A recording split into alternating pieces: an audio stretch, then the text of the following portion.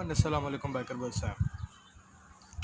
आज की इस वीडियो के अंदर मैं आप सबको खुशामदीद कहता हूँ मेरे new bike Yamaha YBR 125G 2020 के साथ।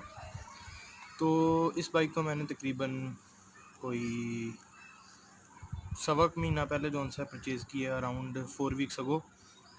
बाइक जो सा है अभी गुड और बैड, इसके ऊपर मैंने कोई 1100 किलोमीटर्स खुद क्लॉक किए हैं, जो जबकि जो जेन्युइन इसकी रीडिंग जिस वक्त मैंने लिया था उस वक्त ये बाइक जो सा 700+ किलोमीटर्स चल चुका था।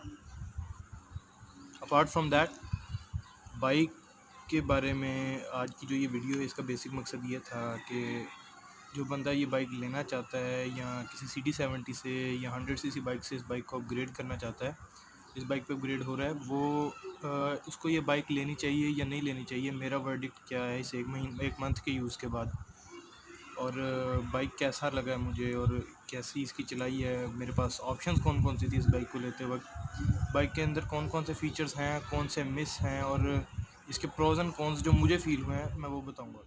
वीडियो शुरू करने से पहले मैं एक व्यूअर्स नोट दे देता हूँ कि हो सकता है वीडियो के अंदर जो बातें मैं आपके साथ शेयर करूँ और अपना जो सिनेरियो मैं आपके साथ शेयर करूँ वो आपके सिनेरियो से डिफरेंट हो सकता है बाइक के बारे में जो आपके ख्यालात हों, मेरे ख्यालात उन चीज़ से डिफरेंट हो। वो इस वजह से क्योंकि जिस तरह मैं बाइक यूज़ करता हूँ या मैं जिस तरह के इलाके में रहता हूँ या जिस जगह पर मैं ये बाइक रख रहा हूँ वहाँ पे इस बाइक के लिए जो कंडीशंस हैं उनमें डिफरेंस हो।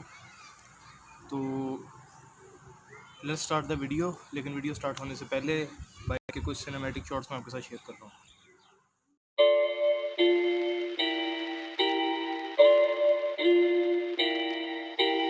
It's getting serious on this track, fam.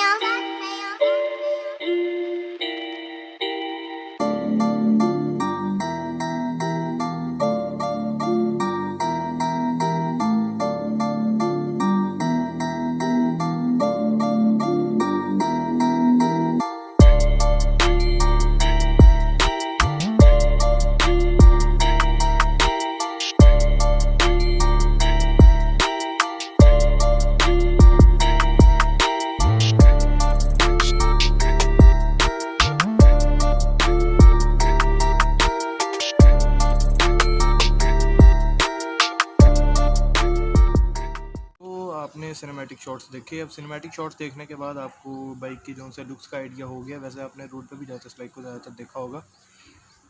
जो मेजर डिफरेंसेस हैं इस बाइक के अंदर और इसके काउंटर पार्ट्स में वो भी मैं इस वीडियो में शेयर करूंगा। अलबत्ता पहला जो पॉइंट इस बाइक को लेके इसकी लुक्स के बारे में मैं आपके साथ शेयर करना चाहूँगा वो ये है कि ये बाइक जो सा है कोई प्रॉपर ऑफ रोडर नहीं है। अगर ये कोई प्रॉपर ऑफ रोडर होता तो इसमें अलॉय रिम्स की बजाय जो सा है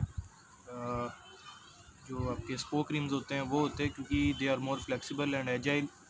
और बाइक की जब फर्स्ट लुक आप देखते हैं तो बाइक जो सा है आपको किसी स्पोर्ट्स बाइक और किसी ट्रेल बाइक का क्रॉस लगता है।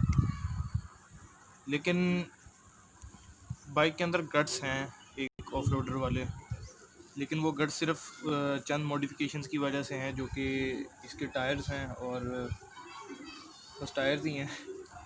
बाकी सारा कुछ तो जो सा सिंपल YBR वाला ही है और थोड़ी सी व्हील बेस इसकी लंबी है। सो ये इसकी कुछ लुक्स का आपने देखा। इसके ओवरऑल एस्थेटिक्स हैं। इसका ये चिजल टैंक है, ये काफ़ी ऐसे बफ्ड अप है। बैक से इसकी टेल है, टेल और व्हील के दरमियान काफ़ी गैप है जो कि आपको देखने में आता है इसके अंदर। तो in the first section of the video let's talk about the options that I had and my range. तो जिस वक्त मैंने ये बाइक लेना था उस वक्त मेरे पास जो रेंज थी वो तकरीबन 2 लाख रुपए की थी, और उस रेंज के अंदर मेरे पास चंद ऑप्शंस थे जो मैं आपको बता देता हूँ। जिनमें सबसे पहला बाइक जो मैंने इस वीडियो के अंदर इसलिए ऐड किया क्योंकि वो उस प्राइस रेंज में था और वो ताकत के लिहाज से किसी हद तक अपनी कैपेबिलिटीज़ के लिहाज से इन बाइक के साथ मैच करता है। उसकी अपनी लीग है।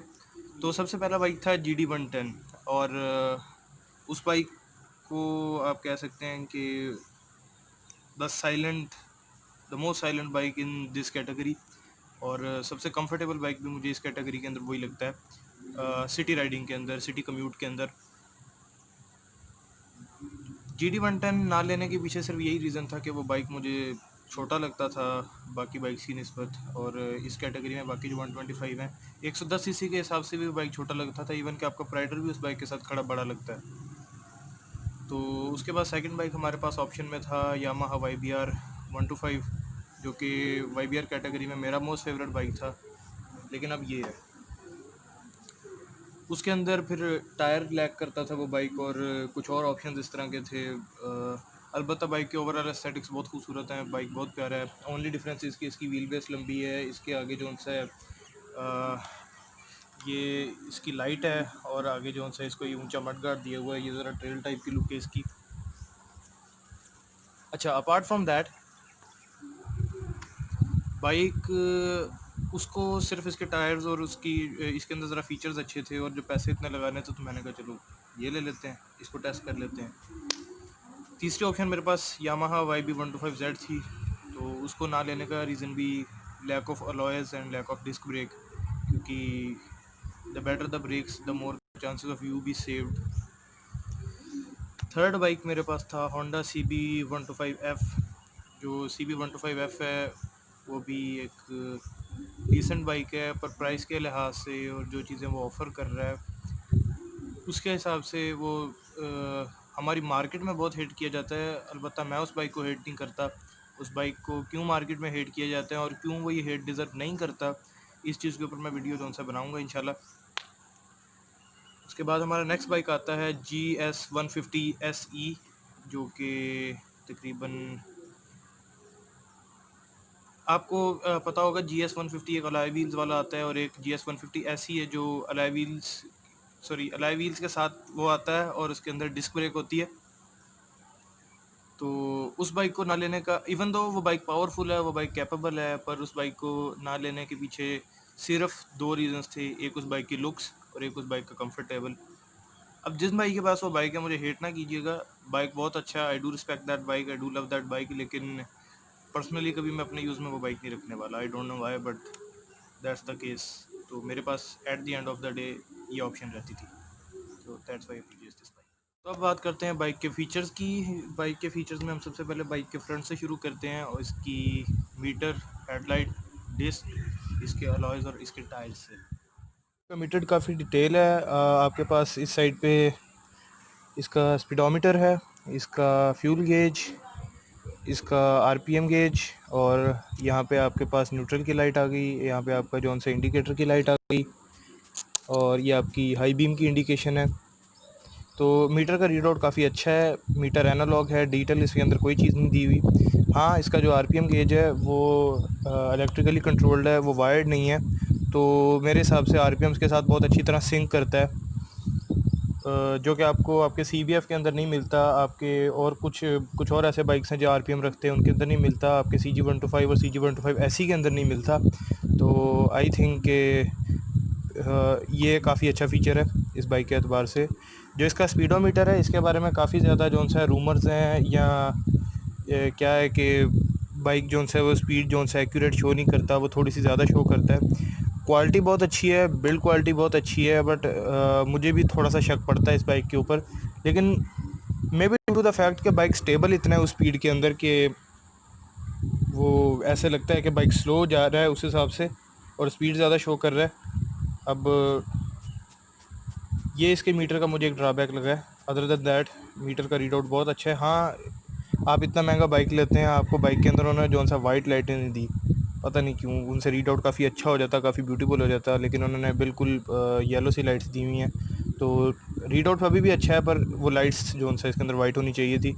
अदर दैन दैट आपके पास मार्केट के अंदर ऑप्शन होती है LED की, आप चेंज कर सकते हैं।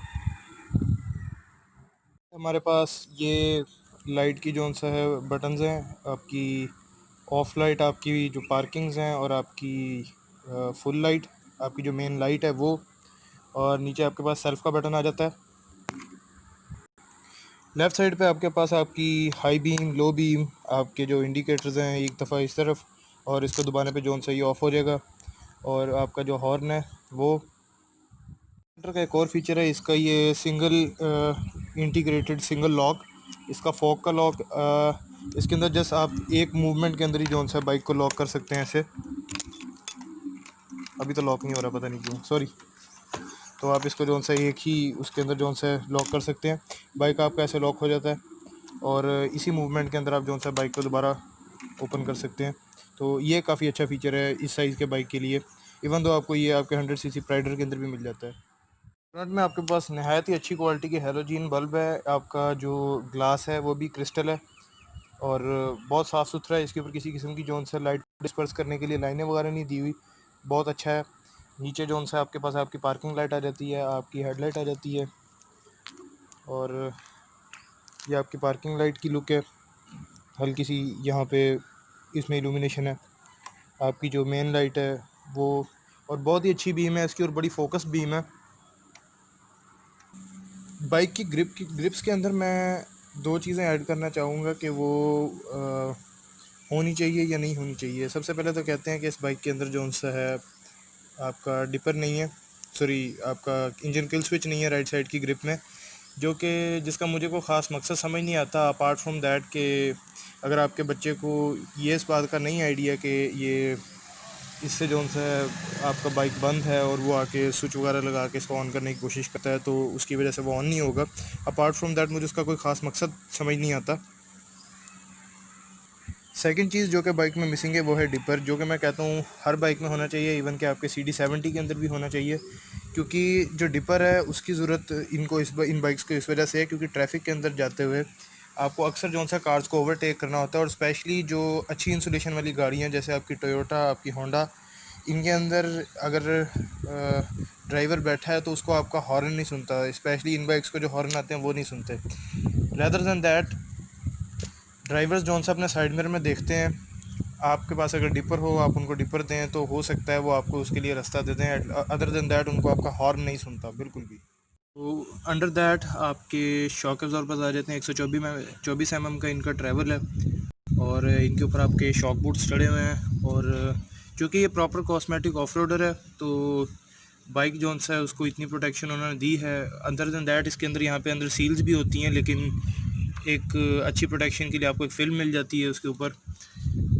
और these shocks paired with these 18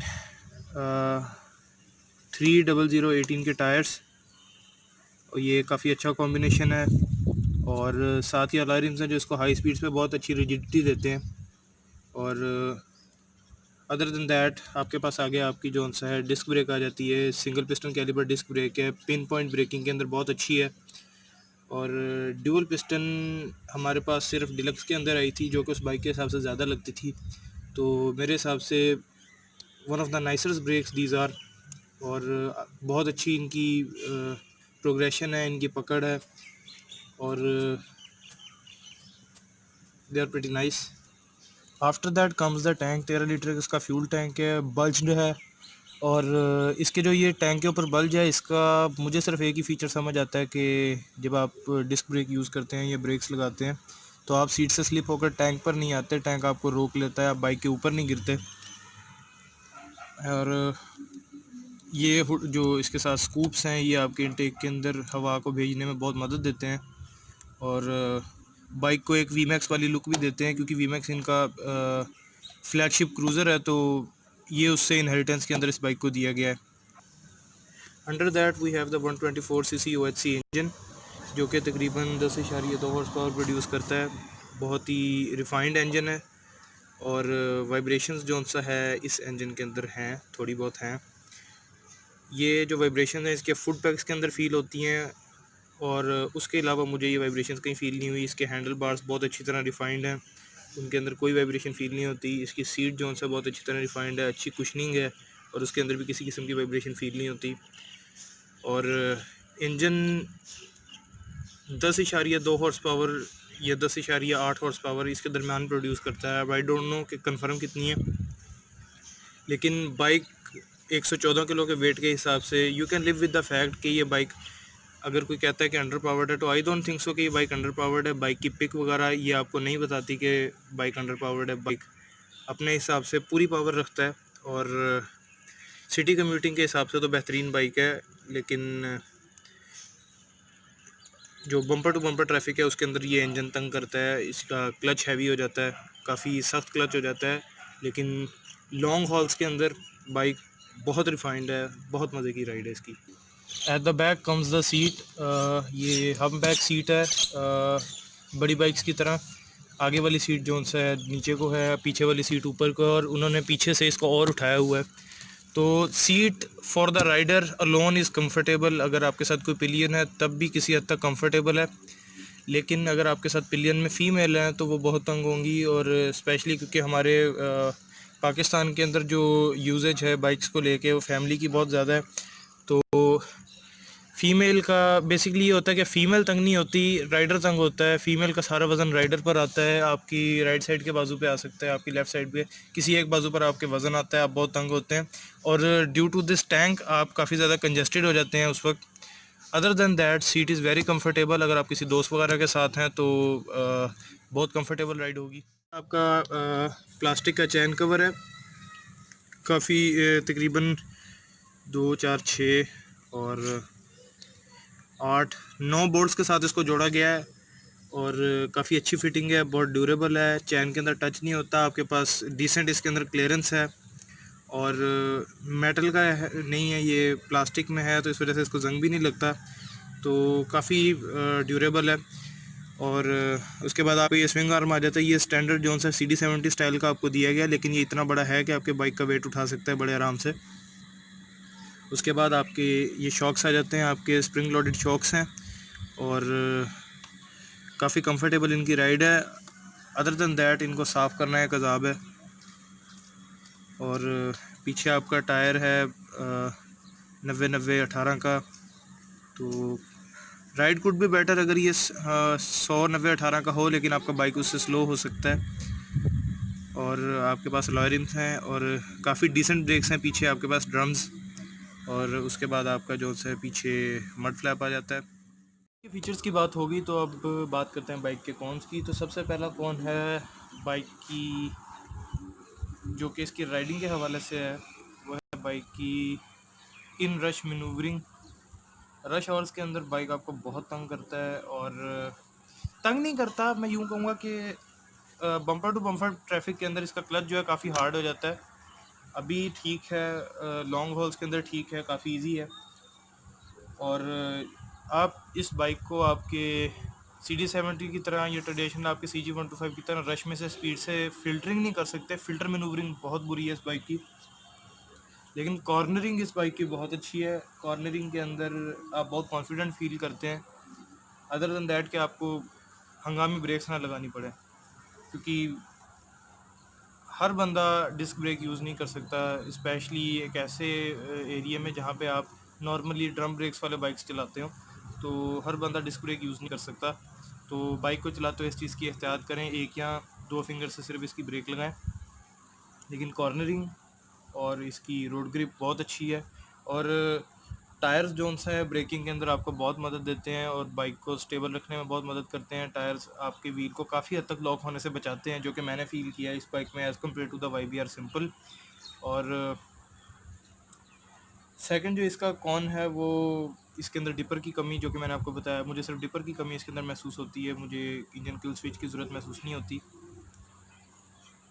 third thing, इसके आपके जो मड गार्ड्स हैं और आपके जो मड फ्लैप्स हैं वो बाइक के हिसाब से इंसफिशिएंट हैं, और स्पेशली जब आप रूटीन में कीचड़ या मड में से गुजरते हो तो उस हिसाब से वो इंसफिशिएंट है। बाइक बहुत ज़्यादा कीचड़ जो सा ऊपर उछालता है, इंजन आपका पूरा ऊपर तक गंदा हो जाता है, और इस बाइक के इंजन को साफ़ करना लिटरली अजाब है। बाइक धोना बहुत मुश्किल है, धोना धोना भी आसान होता है, बाइक को ड्राई करना मुश्किल होता है, बाइक की डिटेलिंग मुश्किल होती है।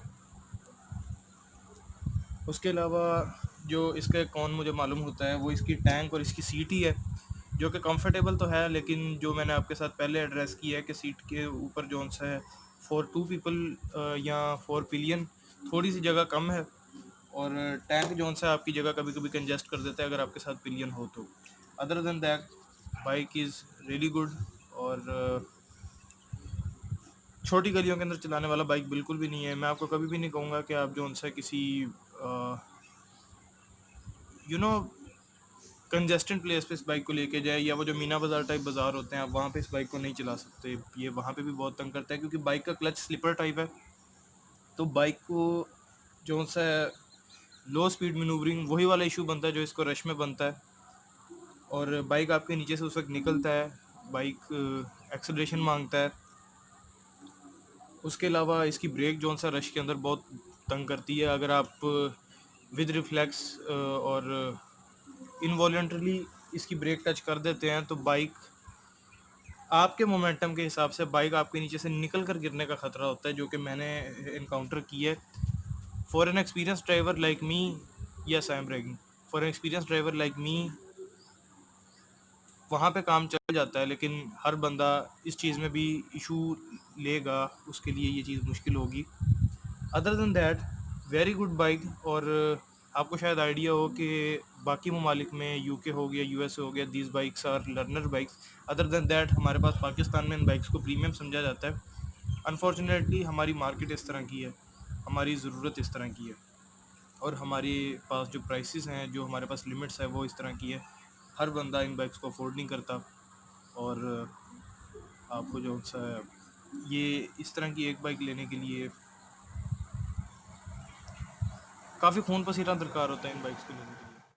अब यहाँ पे कॉन्स के सेगमेंट के अंदर मैं एक जौन सा है इसका, एक इसका अच्छा फ़ीचर और एक इसका कॉन इकट्ठा ही डाल रहा हूँ, वो है इसकी रिस्पेक्ट और अटेंशन।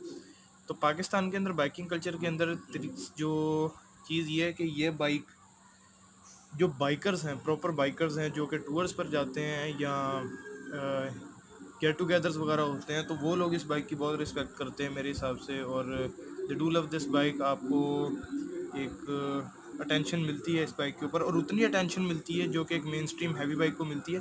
हैवी बाइक वाली तो नहीं कह सकते, लेकिन आपको एक अच्छी अटेंशन मिलती है, अच्छी सेंस में अटेंशन मिलती है। आपको कोई ये नहीं कहेगा इस बाइक को लेने के बाद कि आपने अच्छा नहीं किया, आपको ये बाइक नहीं लेनी चाहिए थी, ये फालतू बाइक है, ये क्या। अदर देन आपके सीजी वाले भाई मुझे सीजी भी बहुत पसंद है, पर पता नहीं क्यों हमारे सीजी वाले भाइयों को इस बाइक से मसला है, और वाईबीआर वाले सारे भाइयों को उस बाइक से मसला है। मुझे सीजी भी बहुत पसंद है, मुझे ये भी बहुत पसंद है। तो no hate for any bike, respect every bike, the bike will respect you. और जो कि इसकी अटेंशन है इसको बाइक को जो मिलती है, वही इसका जौन सा है कौन भी है। बच्चे वगैरह जो एस्पायरिंग बच्चे हैं, जो आगे फ्यूचर में इन बाइक्स को लेना चाहते हैं, उनको एक बुरी आदत होती है, स्पेशली जो 5 से 7 साल के बच्चे, 10 साल के, 12 साल के बच्चे, उनको गंदी आदत होती है बाइक को आके छेड़ने की। और यहाँ खड़े आपका फ़ोन जौन सा जलता रहता है, आप बाइक को गली में खड़ा करके नहीं जा सकते, आपको टेंशन नहीं रहती है कोई ना कोई बाइक को छेड़ ही रहा होगा जिसको पसंद होगी। फिर हमारे यहाँ पे लोग एहसास नहीं करते, जिसका दिल करता है आके बाइक पे चढ़ के बैठ जाता है। अगर आप बाइक पे अगर आपका बाइक अकेला खड़ा है किसी जगह पे, आपने लॉक लूक किया हुआ है, तो other than that bike is very. तो फाइनल थिंग इज़ कंक्लूजन कि does this bike worth the price tag of 1,78,000 rupees in present day? This sticker 2020 के लिहाज से क्या 1,78,000 रुपये का प्राइस टैग डिज़र्व करता है? तो अगर हम बात करें बाकी मर्चेंडाइज़ की जो कि आपको रूटीन में मिलती है, इवन कि आपका बिस्किट का पैकेट हो या आपके आटे की बोरी, तो हर चीज़ की प्राइस बढ़ रही है। तो for what this bike is, मुझे लगता है कि थोड़ी सी प्राइस इस वक्त बाइक्स की ज़्यादा है, और 1,78,000 रुपये आप 125 सीसी के लिए भर रहे हैं तो ज़्यादा है। But does this bike worth the retail price? Absolutely yes. और अगर आप मुझे कहेंगे कि क्या तुम उस प्राइस में इस बाइक को ख़रीदोगे, तो after riding this bike for 1 month I would love to buy this bike again, अगर मेरे पास रेंज बनती हो तो। और फिर एक कंक्लूजन ये बनता है कि क्या मैं आपको मशवरा देता हूँ ये बाइक लेने का? मेरे और आपके सिनेरियो में फ़र्क हो सकता है, कीप दैट इन माइंड। जहाँ आप रहते हैं और जहाँ मैं रहता हूँ, वहाँ के लोगों में फ़र्क हो सकता है, उनके आपको प्रिसेप्ट करने में फ़र्क हो सकता है, आप बाइक का कैसा यूजेज करते हैं उसमें फ़र्क हो सकता है। और बाइक की एवरेज की मैं आपको बता दूँ, मुझे तकरीबन 45 तक एवरेज ये देता है, कंफर्म्ड है, उससे ऊपर नहीं गया लेकिन कंफर्म्ड है, इतनी देता है। तो मैं इकट्ठा पेट्रोल डलवाता हूँ, ये कोई कंफर्म नहीं है कि ऊपर नीचे कितनी है, लेकिन 45 तक मुझे आइडिया है इतनी देता है, जितनी मेरी आने जाने का रोज़ है, तो मेरा इतना पेट्रोल लगता है। प्रेजेंट डे में बाइक पेट्रोल की प्राइसेस भी बढ़ रही हैं, तो मैं लीटर कैलकुलेट्स नहीं कर सका। खैर, पेट्रोल की एवरेज का अंदाज़ा लगाया जाए और आपके जो सा सिनेरियोज़ का सबका अंदाज़ा लगाया जाए, तो मैं आपको मशवरा नहीं देता कि आप ये बाइक लें। अदर दैन दैट, आपको ये बाइक पसंद है और आपकी यूजेज जिस तरह की है, आप टूरिंग पे जाना चाहते हैं, आप ये बाइक ऑब्वियसली लें। अगर आप कंफर्टेबल राइड्स पसंद करते हैं, आप ऑब्वियसली ये बाइक लें। अगर आप शौकीन हैं कोई डिफरेंट किस्म का बाइक रखने के, आप ये बाइक लें। अगर आप सीजी चला के थक गए हैं तो आप ये बाइक लें। और with all that in mind, stay safe, always wear helmet और अपना पूरा गियर पहना करें। And with that keep in mind, excuse me for now.